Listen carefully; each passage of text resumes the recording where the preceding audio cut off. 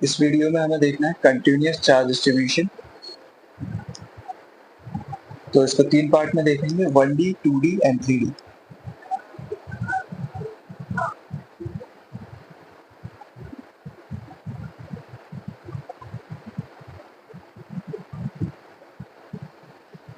तो पहला होता है इसमें लीनियर चार्ज डिस्ट्रीब्यूशन।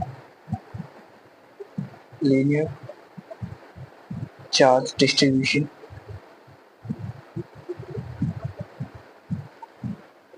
दूसरा होता है सरफेस चार्ज डिस्ट्रीब्यूशन।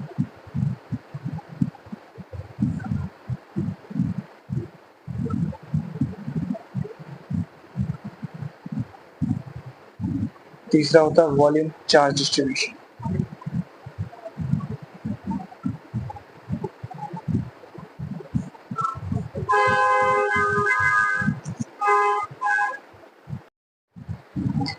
तो लीनियर चार्ज डिस्ट्रीब्यूशन से यहाँ पर हमारा मतलब है कोई भी चार्ज लीनियरली किसी पर डिस्ट्रीब्यूटेड है या फिर वन डे में। मान लो कोई वायर है, इसकी बस एक ही डायमेंशन दी गई है और इस पर कोई चार्ज इक्वल प्रोपोर्शन में डिस्ट्रीब्यूट हो रखा है, इसको बोलेंगे linear charge distribution. Surface charge distribution की जब बात की जाएगी तो इसका मतलब हम सरफेस के अकॉर्डिंग बात कर रहे हैं, सरफेस एरिया के अकॉर्डिंग, या फिर 2D में हमारा कोई भी चार्ज क्या हो, इक्वल अमाउंट में डिस्ट्रीब्यूटेड हो, उसको बोलेंगे सरफेस चार्ज डिस्ट्रीब्यूशन। उसके बाद volume charge distribution, volume wise होगा ये। और 3D में मान लो ये कोई क्यूब है और इसके ऊपर कोई चार्ज हमारा डिस्ट्रीब्यूटेड, उसको बोला जाएगा वॉल्यूम चार्ज डिस्ट्रीब्यूशन। यहाँ पे एक टर्म और हम देखेंगे, वो होता है लीनियर चार्ज डेंसिटी। अब डेंसिटी से हमारा मतलब सिंपल सा ये होता है, ये हमें पर जो भी हम निकालना चाहते हैं, अगर हम लीनियरली निकालना चाहते हैं तो पर सेंटीमीटर पर कितना चार्ज इकट्ठा हो रहा है या कितना चार्ज रखा जा रहा है, बस वो निकालने का तरीका है। लीनियर चार्ज डेंसिटी को डिनोट किया जाता है लैम्डा से और इसका फॉर्मूला होगा चार्ज, मान लो टोटल चार्ज इसके ऊपर दिया है कितना, क्यू, तो चार्ज अपॉन इसकी जो लेंथ है एल, क्यू बाई एल। इसके बाद हम देखेंगे यहाँ पे सरफेस के लिए, सरफेस के लिए रहेगा क्या, surface charge density.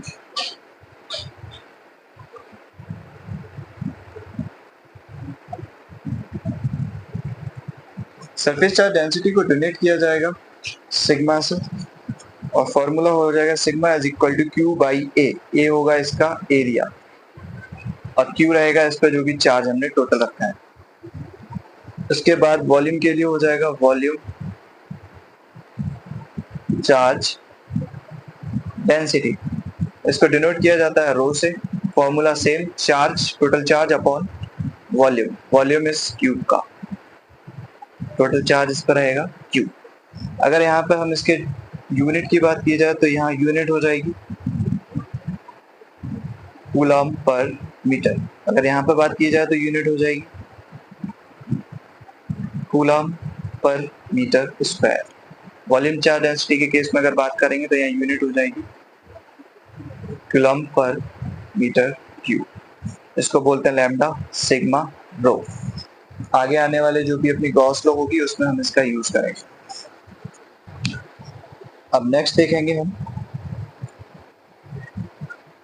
Uniform electric field and non uniform electric field.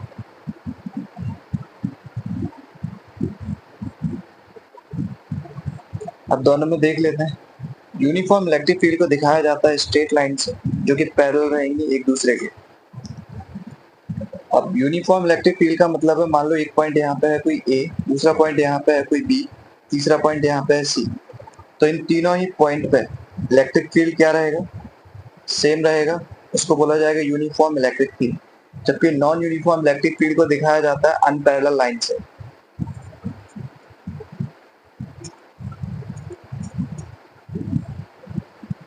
अब यहाँ पे कोई पॉइंट ए है, यहाँ पे कोई बी है, यहाँ पे कोई सी है, तो इनका जो इलेक्ट्रिक फील्ड होगा वो एक दूसरे के साथ नॉट इक्वल होगा। ये डिफरेंस है uniform electric field and non uniform electric field. Uniform electric field को हमेशा parallel lines of electric field, ये इलेक्ट्रिक फील्ड लाइन से parallel lines of electric field से दिखाया जाएगा, नॉन यूनिफॉर्म को अनपैरेलल लाइन से दिखाया जाएगा। अब हेडिंग हमें देखनी है इलेक्ट्रिक डायपोल। इलेक्ट्रिक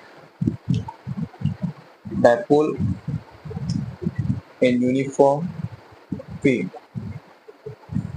तो जरा समझने की कोशिश करते हैं। मान लो ये यूनिफॉर्म इलेक्ट्रिक फील्ड है, इसमें एक डायपोल रखा गया। डायपोल पे यहाँ पे चार्ज है -q और यहाँ पे चार्ज है +q। ये इसका मिड पॉइंट है। डायपोल की लेंथ सेम 2a दे रखी है। अब ये इलेक्ट्रिक फील्ड है और ये डायपोल है। डायपोल की जो डायरेक्शन होती है वो होती है नेगेटिव से पॉजिटिव की तरफ, तो इसकी डायरेक्शन ये हो जाएगी। अब यहाँ पे एक चीज और गिवन है, इलेक्ट्रिक फील्ड लाइंस और डायपोल के बीच में एंगल दिया गया है हमें। एंगल दिया है कितना, थीटा। अब इस थीटा कहाँ यूज होगा वो आगे देखेंगे। अब हो क्या रहा है, यहाँ पे तुम्हारा रहेगा प्लस का चार्ज। अब इलेक्ट्रिक फील्ड की लाइन ऐसे जा रही है, तो जरा मुझे बताओ, जैसे अगर यहाँ पॉजिटिव चार्ज है तो पॉजिटिव चार्ज से इलेक्ट्रिक फील्ड लाइंस हमेशा बाहर की तरफ निकलती है। अगर मैं ऐसा बोलूं कि यहाँ पे कोई पॉजिटिव चार्ज रहा होगा जिसकी वजह से यहाँ पे इलेक्ट्रिक फील्ड लाइंस बाहर निकल के जा रही है इधर की तरफ, तो होगा क्या, अगर ये पॉजिटिव लाइंस ऐसे जा रही हैं तो पॉजिटिव को करेगा इधर की साइड रिपेल, और जो फोर्स आएगा इस पे वो कौन सा आएगा, एक फॉर्मूला हमने देखा फोर्स के लिए, E is equal to force upon Q charge. अगर इसको चेंज करें तो क्या लिख सकते हैं, F is equal to q into E. तो कितना फोर्स लग रहा होगा इस प्लस वाले पे, F vector is equal to Q dot E vector. अगर इस -q पे बात की जाएगी तो इस डायरेक्शन में आ जाए, क्योंकि यहाँ पे मान लो हमने प्लस माना है, तो इधर की तरफ माइनस को क्या करेगा, ये अट्रैक्ट करेगा। अट्रैक्ट करने की वजह से यहाँ आ जाएगा -q ई वेक्टर। तो हम अगर चाहें तो इसको लिख सकते हैं कि force at +q charge is equal to F vector which is equal to q dot E vector. Force at -q is equal to F vector which is equal to -q dot E vector। अब ये तो होगी forces वगैरह की बात। अब हमें निकालना है टॉर्क। तो टॉर्क का फॉर्मूला देखते हैं पहले। टॉर्क जिसको डिनोट किया जाएगा टाउ से, फॉर्मूला होता है magnitude of either force on charge into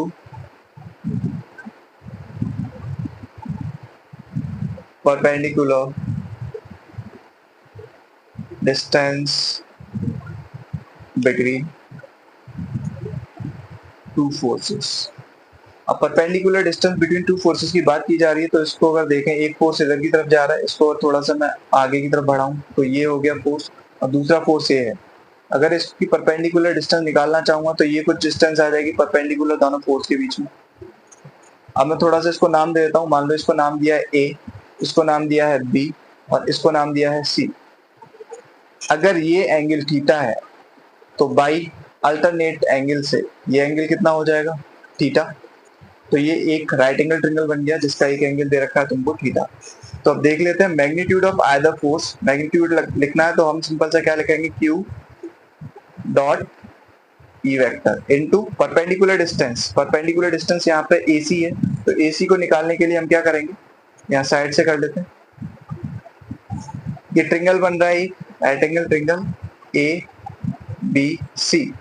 अगर मैं चाहूँ इस एंगल से मुझे, क्योंकि ये निकालनी है, तो साइन थीटा ले सकता हूँ। साइन थीटा जो कि इक्वल होगा किसके, परपेंडिकुलर अपॉन हाइपोटेन्यूज। परपेंडिकुलर कितना, AC, हाइपोटेन्यूज कितनी, AB। अगर मुझे AC की वैल्यू निकालनी है तो मैं क्या करूंगा, AC is equal to AB into sine theta. अब AC is equal to AB sine theta, तो यहाँ पे लिख लेते हैं जो परपेंडिकुलर डिस्टेंस है वो कितनी होगी, AC vector Q dot E vector into AC vector को क्या लिखा जा सकता है, AB वेक्टर इंटू या फिर dot sine theta. AB vector कहाँ है, ये गया अपना AB की वैल्यू कितनी दी है 2a, ये हो जाएगा Q dot E vector into 2a vector sine theta. अगर Q डॉट 2a को मैं एक साथ लिख दूं और E वेक्टर को इधर डॉट साइन थीटा, तो ये हमारा क्या हो जाएगा डायपोल मूवमेंट, तो ये हो गया P vector dot E sign theta. तो ये कितना हो जाएगा PE साइन थीटा, वेक्टर हटा देते हैं क्योंकि हम साइन थीटा के केस में बात कर रहे हैं।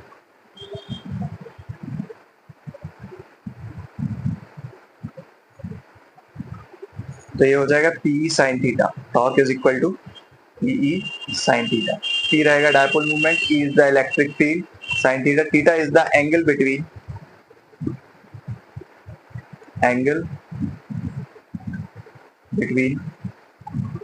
डायपोल मूवमेंट एंड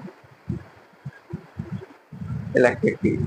अगर इसी को वेक्टर फॉर्म में लिखना चाहेंगे तो tau is equal to P vector cross E vector.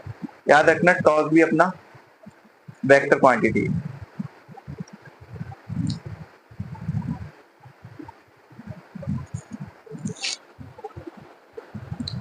अब कुछ इंपॉर्टेंट केसेस देख लेते हैं। मान लो केस नंबर 1 है, जब dipole movement P vector and E vector के बीच में जो एंगल है उसकी वैल्यू 90 हो जाए। कितनी 90, कैसे, ये इलेक्ट्रिक फील्ड है। अब जो डायपोल है इसमें वो बिल्कुल सीधा हो जाए, ऊपर प्लस क्यू नीचे माइनस क्यू। तो इस केस में टॉर्क की वैल्यू कितनी हो जाएगी, टॉर्क का फॉर्मूला होता है PE साइन थीटा, थीटा की वैल्यू कितनी है 90, यहाँ पर वैल्यू पुट करेंगे PE साइन 90 कितना हो जाएगा 1, तो यहाँ बचा PE। तो इसका मतलब यहाँ पे टॉर्क कितना आ जाएगा मैक्सिमम, इसकी वैल्यू रहेगी PE।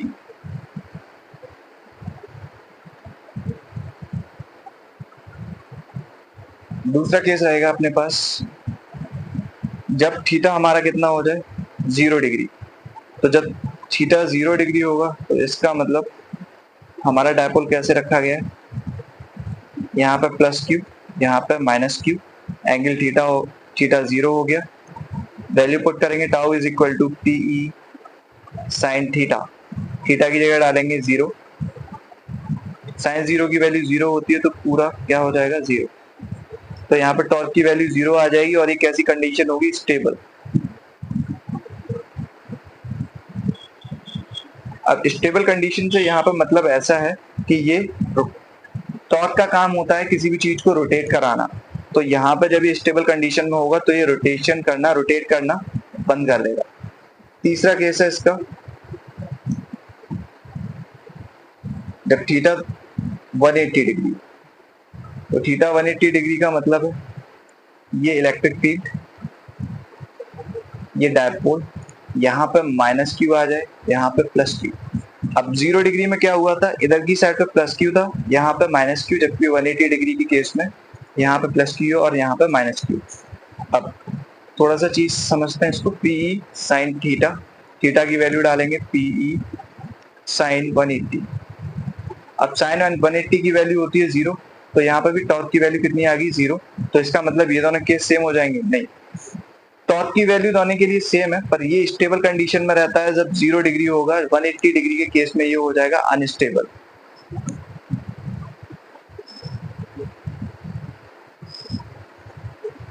इंपॉर्टेंट है तीनों प्रॉपर्टीज।